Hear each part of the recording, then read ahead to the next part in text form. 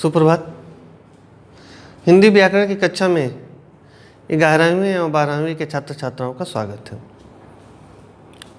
12वीं के छात्र छात्राओं से मेरा एक विशेष अनुरोध है कि जैसा कि आप जानते ही हैं कि आपकी हिंदी की परीक्षाएं अभी होनी बाकी हैं, तो जो भी यहाँ पे कक्षाएं ली जा रही हैं व्याकरण की या गद्य आरोह या वितान, आप उन कक्षाओं पर ध्यान दें और फिर से उस विषयों को समझने की कोशिश करें। आज का जो हमारा विषय है वो है जनसंचार शब्दावली। क्या है विषय हमारा? जनसंचार शब्दावली। यानी हम लोगों ने पढ़ा है जनसंचार। जनसंचार का अर्थ क्या लेते हैं? जन का अर्थ होता है लोग, आम जनता। और संचार का माध्यम अर्थ क्या होता है? माध्यम। माने किन माध्यमों से हम अपनी बातों को अधिक से अधिक लोगों तक पहुंचा सकें, तो ये कहलाता है जनसंचार। इसके माध्यम क्या है आप जानते ही हो। पहले प्राचीन माध्यम क्या था और नया माध्यम क्या है? नए माध्यम से तो आप लोग भली भांति परिचित हो।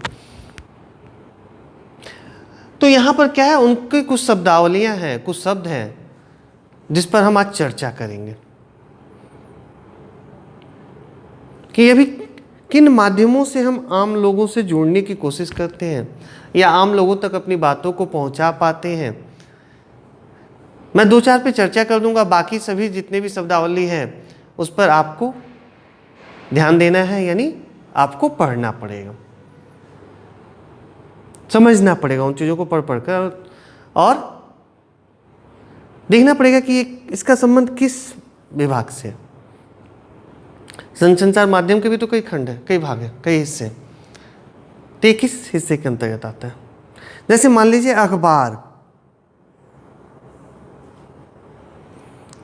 तो ये सबसे पहले है कि ये अखबार शब्द आया कहाँ से? हम लोग समाचार पत्र कहते हैं। तो समाचार पत्र में क्या होता है? समाचार होता है। तो ये जो समाचार पत्र को क्या कहते हैं? अखबार जो कहते हैं, किस भाषा के कहाँ कहते हैं? तो अरबी भाषा। यानी अखबार जो शब्द है अरबी भाषा से आया है। आप लोग जानते हैं कि हिंदी में बहुत सारे शब्दों का प्रयोग हमारे द्वारा देखा जाता है। ये भी आप जानते हो कि सारे शब्द हिंदी के स्वयं के नहीं होते। कुछ तत्सम यानी संस्कृत से आए हुए होते हैं, कुछ तद्भव होते हैं जो संस्कृत के बिगड़े हुए रूप होते हैं, माने संस्कृत का परिवर्तित रूप होते हैं, कुछ देशज होते हैं जो ग्रामीण क्षेत्रों से आए, और कुछ विदेशी होते हैं माने जो दूसरी भाषाओं से आए। मान लीजिए मैं एक बता रहा हूँ आपको उदाहरण। हम जो कहते हैं हॉस्पिटल या अस्पताल, क्या हिंदी का शब्द नहीं? हिंदी में तो कहते हैं चिकित्सालय, हिंदी में कहते हैं चिकित्सक, डॉक्टर कहते हैं हम लोग। डॉक्टर कहाँ से? विदेशी भाषाओं से, दूसरी भाषाओं से। तो उसी तरह ये जो अखबार जो शब्द है ये अरबी भाषा से आया है। इसलिए ऐसा पत्र जिसमें खबरें ही खबरें हों उसे हम क्या कहते हैं? अखबार कहते हैं। तो अखबार किसे कहते हैं?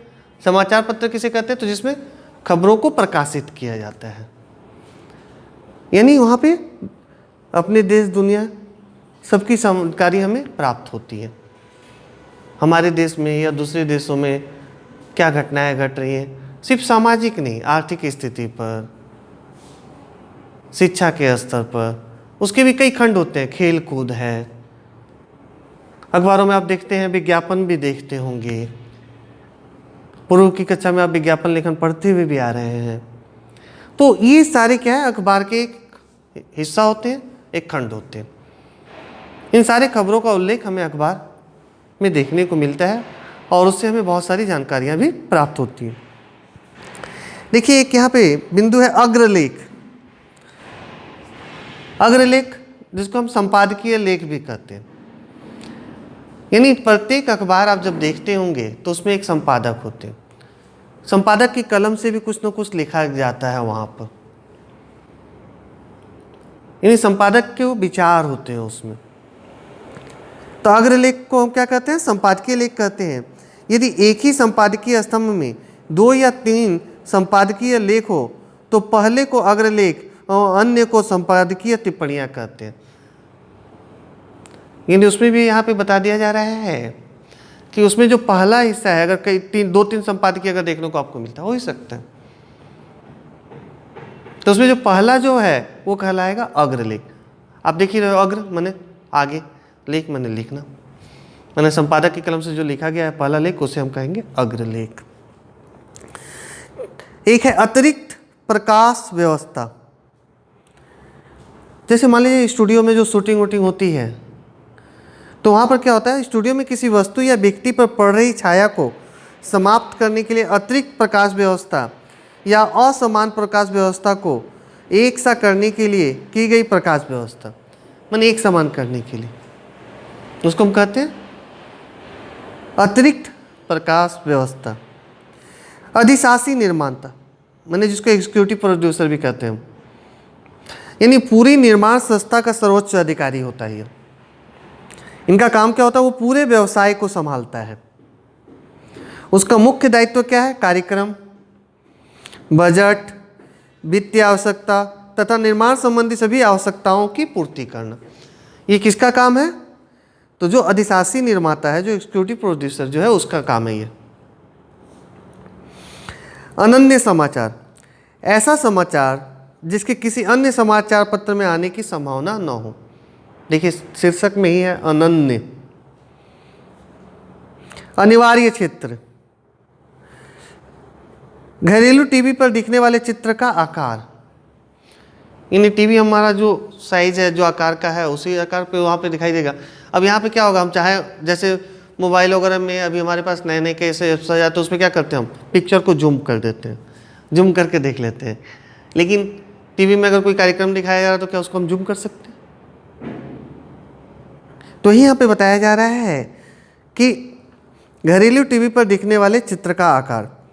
अभिनेता, अभिनेता यानी जो कार्यक्रमों में अभिनय करते हैं उन्हें हम कहते हैं अभिनेता। कार्यक्रम हो, फिल्म हो, तो अभिनेता या पात्र फिल्म या टीवी या रेडियो कार्यक्रम में हिस्सा लेता है। तो ये मैं कुछ बिंदुओं पे आज उल्लेख कर दिया आपके सामने। इसके अलावा इसमें बहुत सारे हैं जनसंचार शब्दावली में, आप प्रत्येक बिंदुओं को ध्यान से पढ़िए, क्योंकि इससे संबंधित प्रश्न आने वाले समय में आपसे पूछे जाएंगे जब भी कोई मूल्यांकन होगा, या आपकी जानकारी के लिए भी आवश्यक है। अगर आपसे कोई प्रश्न पूछ दे कि अखबार क्या होता है, क्या महत्व है इसका, अखबारों में किन घटनाओं का चर्चा होता है, तो अगर आपको जानकारी रहेगी तो आप आसानी से बता पाएंगे, किसी को समझा पाएंगे।